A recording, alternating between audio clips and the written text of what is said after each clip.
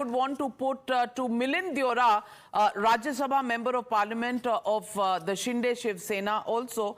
Milind Deora, many people are saying that BJP's strategy of picking up people from other political parties has backfired. There are all kinds of analysis that's coming in. How do you see the result in Maharashtra and overall?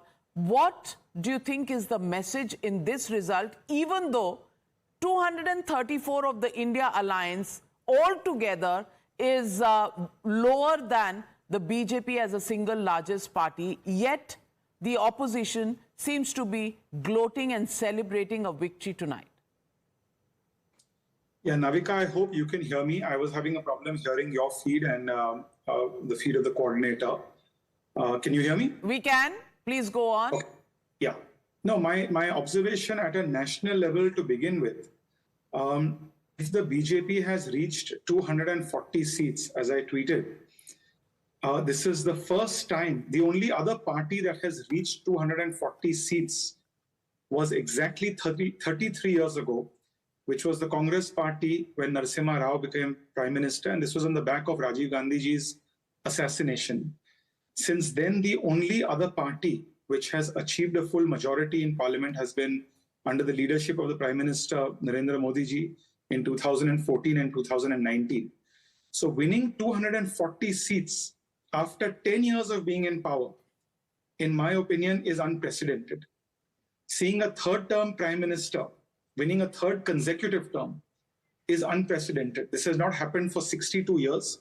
The last time it happened, incidentally, was in 1962, when Pandit Jawaharlal Nehru became a third consecutive Prime Minister.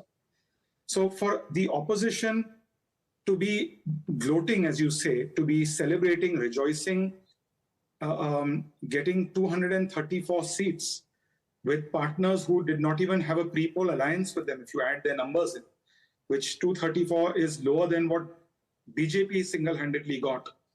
I can only wish them well. I have many friends in the Congress who remain personal friends of mine. I was speaking to some of them. They too were very perturbed by the fact that the party is celebrating, I think, getting 98 seats. If I was a member of the Congress party today, I would be very, very disturbed. I would be very, very distraught about the results that after 15 years, when the Congress in 2009, mind you, got 206 seats. After 15 years, 10 years of which have been a government led by Prime Minister Narendra Modi. Despite that, after 15 years from 206, they've only been able to muster up 8 or 99 seats. That, in my opinion, is shocking. It's surprising. I would say that. Let me ask you, Milind Deora. Let me come straight to the point. What people want to know tonight, is there any possibility of the NDA in its current form putting out any overtures and olive branches to Shiv Sena of the Uddhav Thackeray group? Firstly, you're asking me to comment on conjecture, but I think that's something which is impossible. Mind you, in Maharashtra, the result has not been as good as we expected. It's in fact better than what many exit pollsters anticipated. But in terms of a hit rate, my party is slightly higher than the Uddhav Thackeray faction's hit rate, its strike rate, number one. But certainly there's much more room to have grown. There's many reasons one can attribute for that. It's still early. One would have to introspect. One would have to do many analysis.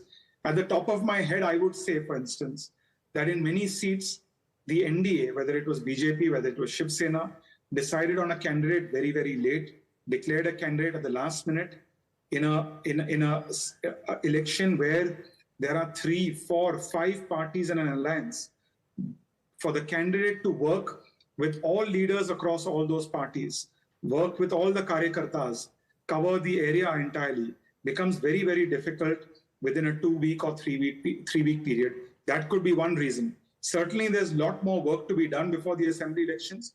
I hope going forward, there will be a more united strategy and we will declare candidates much sooner than we did in the Lok Sabha elections. But this is something we certainly need to introspect on. We need to see why NDA didn't Clearly, perform changing of as high gears as and they expect. overconfidence will have to make way for better strategy, Milind Deora. But thank you very much for joining me on the News Hour tonight. But If you like this video, then like, share and subscribe to ET Now.